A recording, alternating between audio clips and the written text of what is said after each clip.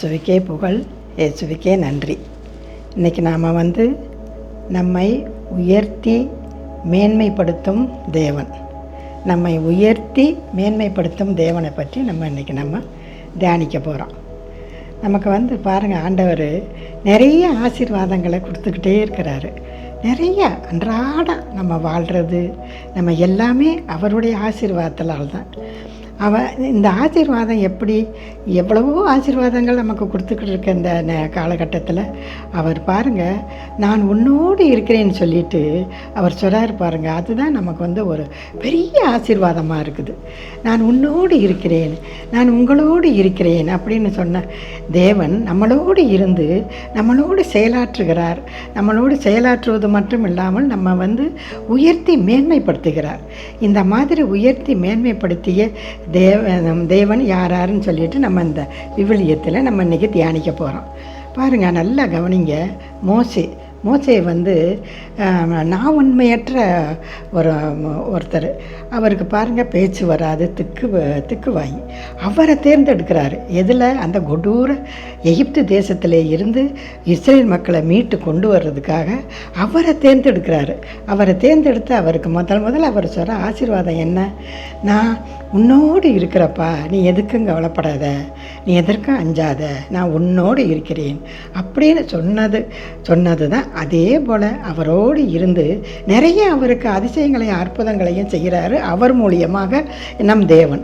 அப்போ பாருங்கள், அந்த இஸ்ரேல் மக்களை அந்த எகிப்து தேசத்துலேருந்து, அதுவும் அந்த மன்னரெல்லாம் கொடூரமான மன்னர் எல்லாம் நமக்கெல்லாம் தெரியும். அதுலேருந்து அந்த இஸ்ரேல் மக்களை இட்டு சென்றுக்கிட்டு இருக்கும்போதே அந்த பாலைவனத்தில் போய்கிட்டு இருக்கும்போது அங்கே செங்கடல் வந்துடுது. செங்கடல் பாருங்கள், செங்கடல் வந்த உடனே அவர் ஆண்டவரை நோக்கி மன்றாடார்.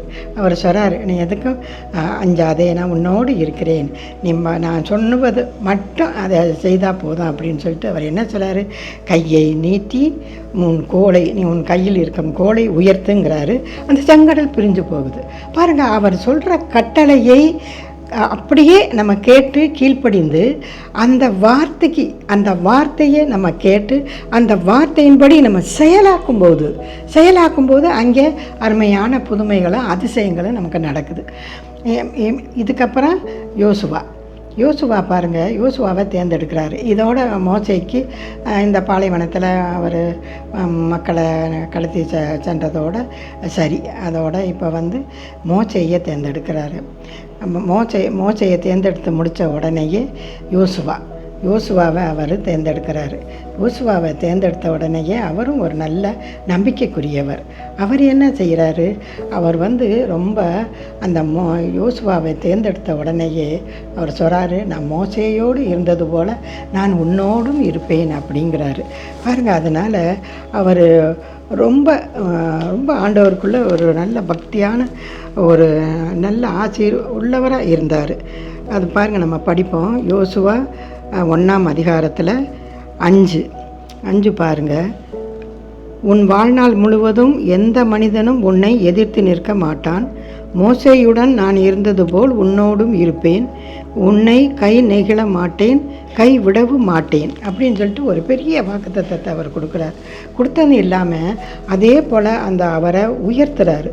எப்படி உயர்த்துறாருனாக்க பாருங்கள், அவர் சொல்கிறாரு, ஆண்டவர் அதே 3ஆம் அதிகாரத்தில் 7 நம்ம படிக்கிறோம். ஆண்டவர் யோசுவாவிடம், இன்று இஸ்ரேலர் அனைவரின் பார்வையில் உன்னை உயர்த்த தொடங்குகிறேன். அதனால் நான் மோசேயுடன் இருந்தது போல் உன்னோடு இருப்பேன் என்று அவர்கள் அறிந்து கொள்வார்கள். பாருங்கள், சொன்னதோடு மட்டும் இல்லை, ஆண்டவர் அந்த மாதிரி உயர்த்துறாரு. எப்படி உயர்த்துறாரு? இவர் ஜனங்களை அந்த கானான் தேசத்துக்கு கூட்டி செல்லும்போது அங்கே யோர்தான் ஆறு வந்துடுது. யோர்தான் ஆறு வந்த உடனேயே ஆண்டவர்கிட்ட அவர் மன்றாடு. உடனே அவர் என்ன செய்கிறாரு? நீ இந்த ஆண்டவருடைய திருப்பேழையை சுமந்து வரும் குருக்கள் காலடி பட்டதுமே அது உனக்கு அந்த தண்ணி 2 பிரிஞ்சிடும், உடனே நீங்கள் கடந்து போகலாம் அப்படின்னு சொல்கிறார். உடனே அந்த கட்டளைக்கு கீழ்ப்படிந்து அந்த சொல் பிரகாரம் அவங்க செயல்படுத்தும் போது அந்த ஆறு பிரிஞ்சிருது. அவங்க போகிறாங்க. போன உடனே அந்த பக்கம் பாருங்கள், எரிக்கோ கோட்டை வந்து இந்த இஸ்ரேல் மக்களுக்கு பயந்துக்கிட்டு அந்த எரிக்கோ கோட்டை வந்து அடைக்கப்பட்டிருந்ததுன்னு சொல்லிட்டு நம்ம வேத புத்தகத்தில் படிக்கிறோம். உள்ளே இருக்கிறவங்க வெளியே போகாமலும் வெளியே இருக்கிறவங்க உள்ளே வராமலும் அந்த மாதிரி கட்டி இருந்த அந்த எரிக்கோ கோட்டைக்கு ஆண்டவர் சொல்கிறாரு, நீங்கள் நல்லா 7 நாள் நல்லா ஸ்துதித்து ஆண்டவரை போற்றி புகழுங்க, எக்காலம் ஊதி நல்லா ஊதி அவரை போற்றி சுதிக்க 7ஆம் நாள் அது இடியும்னு சொல்கிறார். அதே போல் இந்த மக்களை யோசுவா வழிநடத்தி அவங்க அந்த 7 நாள் ஆண்டவரை போற்றி புகழ்றாங்க. 7ஆம் நாள் அப்படியே மதில் இடிஞ்சு விழுந்துக்குது பாருங்கள். அதுபோல் அவங்க ஆண்டவருடைய கட்டளைகளை கடைப்பிடித்து அந்த சொல்படி நடக்கும்போது தான், அதை செயலாக்கும் போது தான் அவங்களுக்கு புதுமைகள் நடக்குது. அந்த மாதிரி யோசுவாவை அவர் பயன்படுத்துகிறார். அதுக்கப்புறம் பாருங்கள், தாவீது நம்ம எல்லாருக்கும் தெரியும். தாவீது வந்து ஒரு ஆடு மேய்ச்சிக்கிட்டு இருந்தவரை பாருங்கள், அவரை தேர்ந்தெடுத்து அவருக்கு அருள் பொழிவு கொடுத்து ஒரு பெரிய அரசராக்குறாரு. பெரிய அரசர்னாக்க இஸ்ரேல் மக்களை ஆளக்கூடிய ஒரு பெரிய ஒரு அரசரை ஆக்குறாரு. அவர் உண்மையிலேயே ரொம்ப ஆண்டவருக்குள்ள பற்றுறுதியும் நம்பிக்கையும் விசுவாசமும் கொண்டவர். அவர் எந்த காரியம் என்ன செய்தாலும் சரி, இப்போ அவர் அரசர் போர் புரிய போகிறாரா, அவர் இந்த படைக்கலங்கள், படை வீரர்கள், இந்த ஆயுதங்கள் இதை நம்பி அவர் போகிறதே இல்லை. என் தேவன் என்னோடு இருக்கிறார், தேவன் என்னைய காப்பாற்றுவார், என் தேவன் தான் எனக்கு எல்லாமேன்னு சொல்லிட்டு எல்லாமே ஆண்டவர் தான் அவருக்கு. அந்த மாதிரி சொல்லிட்டு அவர் போவார். எங்கே போனாலும் வெற்றி வெற்றி வெற்றி. அந்த மாதிரி வெற்றியான அவருடைய அரச வாழ்வில் வெற்றியாக இருந்தது. இன்னும் பாருங்கள், அதை அந்த 40 ஆண்டுகள் அந்த இஸ்ரேல் மக்களை அவ்வளவு வெற்றிகரமாக ஆண்டவருடைய கிருபையோடு அவர் நடத்தி வெற்றி பெற்றார். இன்னும் பாருங்கள், அவர் இந்த மாதிரி ஆண்டவரை வைத்து அவர் செய்தாருனாக்க அந்த கோலியாத்து பாருங்கள், அந்த கோலியாத்து ஹைட்டாக வெயிட்டாக அவருடைய தோற்றமே ஒரு பயங்கரமான ஒரு தோற்றமாக இருக்கும்.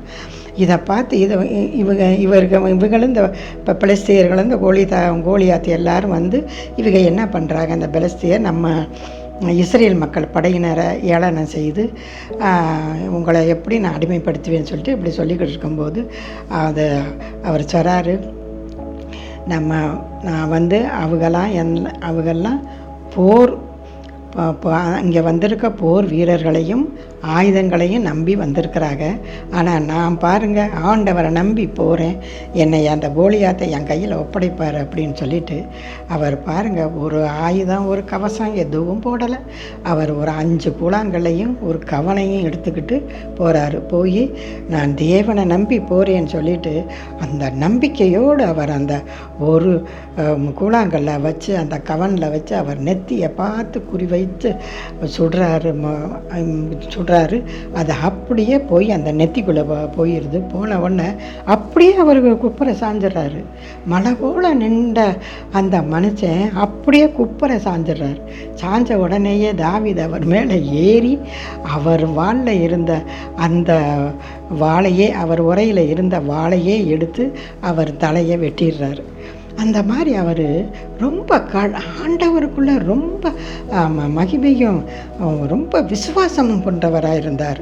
அதனால தான் அவருடைய வாழ்க்கை முழுவதுமே, அரச வாழ்க்கையோ அவருடைய வாழ்க்கையோ எல்லா வாழ்க்கையிலையுமே தேவனை முன்னின்று வச்சதுனால அவர் நல்ல எப்போதும் வெற்றி தான். இருந்தாலும் அவருக்கு எதிரிகள் மூலியம் பல தொந்தரவுகள், பல துன்பங்கள் எல்லாமே வந்தது.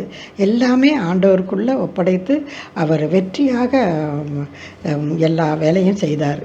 இப்போ பாருங்கள், இதே போல் நம்ம புதிய ஏற்பாட்டில் அன்னை மரியா பாருங்கள், கடவுளுடைய திருவுளத்துக்கு நான் அப்படியே நடப்பேன், தாழ் பணிந்து நான் ஒரு அடிமை. அதே போல் ஆண்டவருடைய வார்த்தைக்கு கீழ்ப்படிந்து கடைசி மட்டும் அவங்க அடிப்பணிந்து வாழ்ந்து வந்தாங்க. பாருங்கள், அவங்க வாழ்க்கையில் நடந்த அனைத்து சம்பவங்களையும் அவங்க என்ன பண்ணாங்க, உள்ளத்தில் இருத்தி தியானித்து அதன்படி வாழ்ந்து வந்தாங்க. அதனால் பாருங்கள், ஆண்டவர் அவர்களை எந்த இடத்துல இடத்துலையும் அந்த தாய் வந்து நான் இயேசுவின் தாய் அப்படின்னு எந்த இடத்துலையும் அவங்க பெருமை பாராட்டலை. என்னைய மதிங்க, நான் ஒரு அப்படின்னு சொல்லிட்டு அவங்க எந்த இடத்துல அவங்க பெருமையோ மதிப்போ தேடலை. அந்த மாதிரி தாய் அப்படி வாழ்ந்ததுனால, அவங்க எந்த இடம் தெரியாமல் வாழ்ந்ததுனால ஆண்டவர் அவங்களையும் அவ்வளவே மேன்மைப்படுத்தி உயர்த்தி இப்போ வச்சிருக்கிறாரு. அதே போல் நம்ம ஆண்டவராகிய இயேசு கிறிஸ்து பாருங்கள், இறைமகனாக இருந்தால் கூட தன்னுடைய சொந்த விருப்பத்துக்கு ஒரு நிமிஷம் கூட அவர் வாழலை. அவர் என்ன செய்கிறாரு, தன் தந்தை என்ன சொல்கிறாரோ அத்தன்படி தான் வாழ்ந்தார். தந்தையின் சொற்படி வாழ்ந்து அதே போல் அவருடைய கட்டளைக்கு கீழ்ப்படிந்து அந்த வார்த்தையின்படி அவர் செயலாக்கி நடந்து வந்ததுனால அவருக்கு எவ்வளவு பெரிய ஆசீர்வாதம் பாருங்கள். அவர் இன்னைக்கு கம்பீரமாக தந்தையின் வலப்பக்கத்தில் அப்படி ராஜாதி ராஜன் தேவாதி தேவனாக அப்படி ஒரு கம்பீரமாக வீற்றிருக்கிறார். அவர் பாருங்கள், அவருடைய பேரே ஒரு வல்லமையான பேர். இயேசு என்ற நாமத்தை சொன்னாலே அது பேய்களெல்லாம் ஓடுது, நோய்கள் தீருது. நம்ம தேவைகளை சொன்னால் எல்லாமே நமக்கு கொடுக்குறார் ஆண்டவர். இயேசு தான். இயேசுங்கிற பேரை தவிர வேறு எந்த பேரும் கொடுக்கப்படவில்லைங்கிறாரு. எதுக்கு? மீட்பு. நமக்கு மீட்பு கொடுக்குறவர் இயேசு மட்டும்தான். அவர் தான் நமக்கு எல்லாமாக இருக்கிறார். உயிருள்ள தேவன், உண்மையான தேவன், நமக்கு நாளைக்கு தீர்ப்பாளி அவர் தான். நம்ம கேட்குற எல்லா விஷயத்தையும் தந்தையிடம் வந்து பெற்று கொடுக்குறவர் அவர் தான். நல்லா கவனிங்க, அவர் தான். ஆனால் அந்த தேவனை நல்லா பற்றி கொள்வோம். நம்ம ஆளாளுக்கு நம்ம நினைக்கிறோம் அந்த தெய்வம் இந்த தெய்வம் அப்படி எல்லாரும் தெய்வங்களாக இருந்தால் கூட இவர் நம்ம ஆண்டவராய இயேசு வந்து உயிருள்ள தெய்வம், உண்மையான தெய்வம், நம்மளோடு வாழும் தெய்வம், நான் உங்களோடு இருப்பேன்னு சொன்ன தெய்வம் பாருங்கள். அதனால் அவரை பற்றி கொள்வோம்.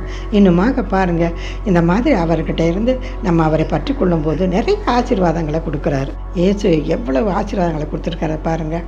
ஆக்காய் 2:4 நான் உங்களோடு இருப்பேன் அப்படிங்கிறாரு. இயேசு நான் உங்களோடு இருப்பேன், உன்னோடு இருப்பேன்னு சொல்லிட்டு ஆண்டவர் நமக்கு வாக்குத்தத்தம் கொடுத்துருக்கிறார். இன்னுமாக பாருங்கள், எசாயா 55:5 நான் உன்னை மேன்மைப்படுத்துவேங்கிறார். நான் உன்னை, நம்ம ஒவ்வொருவரையும் மேன்மைப்படுத்துவேங்கிறாரு. உன்னைங்கிறாரு. அதாவது பன்மையில் சொன்னார், இது ஒருமையில் சொல்கிறாரு பாருங்கள். உன்னை நான் உயர்த்துவேன் அப்படிங்கிறாரு, உன்னை நான் மேன்மைப்படுத்துவேன் அப்படிங்கிறார். அந்த மாதிரி ஆண்டவர் பாருங்கள், ஆக்காய் மூலியமாக நமக்கு சொன்ன வார்த்தை இங்கே புதிய ஏற்பாட்டில் மத்தேயு 28:20 ஆண்டவர் நமக்கு வாக்குத்தத்தம் கொடுத்து அந்த ஆசீர்வாதத்தை கொடுக்குறாரு. உலகம் முடிய மட்டும் நான் உங்களோடு இருப்பேன்னு சொல்லிட்டு எவ்வளோ பெரிய ஆசீர்வாதம் பாருங்கள். இன்னுமாக இன்னும் நமக்கு நிறைய ஆசீர்வாதத்தை பொழிந்து நம்மளோடு வாழும் தெய்வத்தை இப்போ நம்ம நல்லா பார்ப்போம். என்ன ஆசீர்வாதம் சொல்லிட்டு 144 திருப்பாடலில் 144 பாருங்கள், 13வது வசனம். என் களஞ்சியங்கள் நிறைந்திருப்பனவாக, எம் களஞ்சியங்கள் நிறைந்திருப்பனவாக, வகைவகையான தானியங்களால் நிறைந்திருப்பனவாக. பாருங்கள் எவ்வளோ பெரிய ஆசீர்வாதம். களஞ்சியங்கள்னால் வெறும் சாப்பாடு அரிசி அது மட்டும் இல்லை. நம்ம அந்த களஞ்சியம் நிறைந்து இருப்பதாக, அந்த களஞ்சியத்தில் தானியம் இருப்பதாகன்னு கூட ஆண்டவர் சொல்லலை, நிறைந்து இருப்பதாகன்னு சொன்னால் நமக்கு எல்லா ஆசீர்வாதத்தையும், பலவிதமான ஆசீர்வாதங்கள் எல்லாவற்றையும் நமக்கு நிறைய கொடுக்குறாரு. என்ன ஆசீர்வாதங்கள்? நமக்கு வந்து நோய் இல்லாத வாழ்க்கை, நல்ல நம்ம தொழில் செய்கிறது நல்ல விருத்தியாக்குவார்.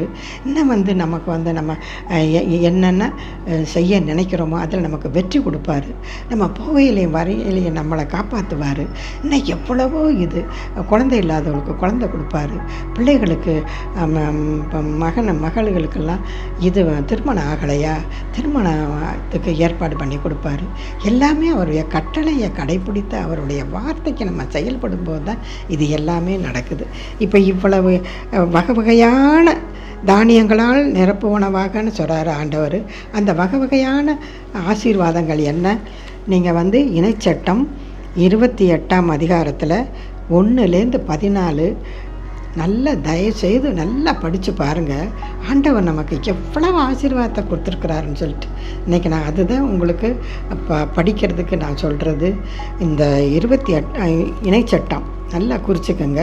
இணைச்சட்டம் 28 8 1லேருந்து 14 நல்லா படிங்க. ஆண்டவர் நமக்கு எவ்வளவு ஆசீர்வாதத்தை கொடுத்துருக்குறார் தெரியுமா? இப்போ நம்ம வந்து 1 2 இப்போ படிப்போம். 28 1 2 படிக்கிறோம். உன் கடவுளாகிய ஆண்டவரின் குரலுக்கு செவி கொடு. நல்லா கவனிங்க. நான் இன்று உங்களுக்கு விதிக்கும் அவருடைய கட்டளைகள் அனைத்தையும் கடைப்பிடிப்பதில் கருத்தாயிரு. அப்போது உலகிலுள்ள மக்களினங்கள் அனைத்திற்கும் மேலாக உன் கடவுளாகிய ஆண்டவர் உன்னை உயர்த்துவார். பாருங்க, உயர்த்துவார். எப்போ உயர்த்துவார்? நம்ம அவருடைய குரலுக்கு செவி கொடுக்கணும். குரல்னா என்ன? அவர் குரலாகிய இந்த வார்த்தைக்கு செவி கொடுக்கணும். இந்த நற்செய்தி நமக்கு ஆண்டவர் நமக்கு கொடுத்த இந்த விவிலியம் வேத புத்தகம், இந்த புத்தகத்தை நல்லா படிக்கணும்.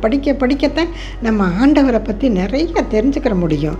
அப்போ பாருங்கள், அப்படி நீ தெரிஞ்சுக்கிற இது நம்ம ஆண்டவராகிய இயேசு மீது அதிக அன்பும் பற்று உறுதியும் கொள்ளுவோம், அந்த தாவீதை போல. அப்படி இருக்கும்போது எல்லாம் நம்ம வெற்றி பெறுவோங்கிறது கட்டாய உண்மையாக இருக்குது. அப்புறமா 2வது, உன் கடவுளாய் ஆண்டவரின் குரலுக்கு செவி கொடுத்தால் இந்த ஆசிகளெல்லாம் உன்மேல் வந்து உன்னில் நிலைக்கும். நீ அவருடைய வார்த்தைக்கு கேட்டு அதன்படி நீ செயல்படும்போது தான் இந்த மாதிரி ஆசீர்வாதங்களெல்லாம் உங்களுக்கு கிடைக்குதுன்னு சொல்லிட்டு ஆண்டவர் நல்லா தெளிவாக சொல்கிறாரு. அந்த சாப்டரை 28 1லேருந்து 14 தயவு செய்து நல்லா படித்து தியானிங்க. உங்களை நான் கேட்டுக்கிறேன் ரொம்ப. அப்புறம் பாருங்கள், நீங்கள் நகரிலும் ஆசீர் பெற்றிடுவாய். அந்த இது ஃபுல்லாகவே படிச்சுக்கிட்டு போகிறோம். முக்கியமானதை நான் படிக்கிறேன். வயல்வெளியிலும் ஆசீர் பெற்றிடுவாய். உன் கருவின் கனியும் உன் நிலத்தின் பயனும் உன் கால்நடைகளின் ஈற்றுக்களும் உன் மாடுகளின் கன்றுகளும் உன் ஆடுகளின் குட்டிகளும் ஆட்சி பெற்றிடும் அப்படின்னு பாருங்கள். அப்போ நம்ம எத்தனையோ பேர் ஆடு மாடு வளர்த்து கோழி வளர்த்து அதையே ஒரு பெரிய பிஸ்னஸாக சம்பாதிக்கிறாங்க. அதிலேயே வருமானத்தை தயாரிக்கிறாங்க. அதனால் அவங்க பாருங்கள், அவங்களுக்கெல்லாமே ஆண்டவர் ஆசீர்வாதத்தோடு அந்த மிருகங்களுக்கு ஆசீர்வாதத்தை கொடுக்குறாரு. அந்த நம்மளுடைய நிலங்கள், நம்ம வாங்குகிற நிலங்கள், இந்த விளைச்சல் நிலம், இதையெல்லாம் ஆசீர்வதிக்கிறாரு. வயல் நல்லா விளைஞ்சாத்தானே நம்ம களஞ்சியங்கள் நிறையும். களஞ்சியங்கள் நிறைய நமக்கு நல்ல சாப்பாடு, நம்ம நல்ல செழிப்பமாக வாழ்வோம். இந்த மாதிரி நிறைய ஆசீர்வாதங்களை அவர் நம்ம கொடுக்குறாரு. நீர் வருகையிலும் போகையிலும் நீ ஆசி பெற்றிடுவாய் அப்படின்ட்டு நிறைய சொல்கிறாரு. அப்புறம் பாருங்க 8 படிக்கிறோம். உன் களஞ்சியங்களிலும் நீ மேற்கொள்ளும் செயல் அனைத்திலும் நீ ஆசீர் பெறும்படி ஆண்டவர் ஆணையிடுவார். இந்த மாதிரி நிறைய ஆசீர்வாதங்களாக இருக்குது. நீங்கள் எல்லாத்தையும் படித்தா முடியாது. நீங்கள் நல்லா படித்து பாருங்கள். இன்னும் நம்ம அந்த 28 13வது வசனத்தை படிப்போம். இன்று நான் உனக்கு விதிக்கும் கடவுளாகிய ஆண்டவரின் கட்டளைகளுக்கு செவி கொடுத்து அவற்றை கடைப்பிடிப்பதில் கருத்தாயிரு. அப்போது ஆண்டவர் உன்னை முதல்வனாக ஆக்குவாரே அன்றி கடையனாக ஆக்க மாட்டார். நீ உயர்வாயே அன்றி தாழ்ந்து போக மாட்டாய். பாருங்கள், அதனால் அவருடைய வார்த்தையை கேட்போம், அவருடைய கட்டளைகளை நிறைவேற்றுவோம். அவர் என்ன சொல்கிறாரு அப்படிங்கிறத நம்ம நல்லா கவனித்து கேட்டு அதன்படி நம்ம செயல்பட்டு நடக்கும்போது ஆண்டவர் நம்மோடு இருக்கிறாரு. அந்த ஒரு நல்ல விசுவாசத்தோடு நம்ம வாழணும். நமக்கு ஏற்கனவே ஆண்டவர் சொல்லிட்டார், நான் உங்களோடு எப்போ உலகம் முடியும் வரை அப்போ நம்ம உயிர் வாழும் எல்லா நாளும் நம்மளோட இருக்கும் தேவனை நல்ல உறுதியோடு பற்றி கொள்வோம். நான் அவர் பாருங்கள், நம்ம களஞ்சியங்கள் நிறைந்திருப்பனவாக பல வகையான தானியங்கள் நிறைந்திருப்பதாக. இப்போ பாருங்கள், நிறைய ஆசீர்வாதங்கள் உங்களுக்கு நான் கொடுக்க இருக்கிறேன். எல்லாவற்றையும் உங்களை கொடுத்து நான் உங்களை உயர்த்தி மேன்மைப்படுத்தும் தேவனாக இருக்கிறேன்னு சொல்லி அவர் நம்மள்கிட்ட எவ்வளவு ஆசீர்வாதங்களை கொடுக்குறாரு. நம்ம என்ன செய்யணும்? இந்த வேத புத்தகத்தை நல்லா படிங்க.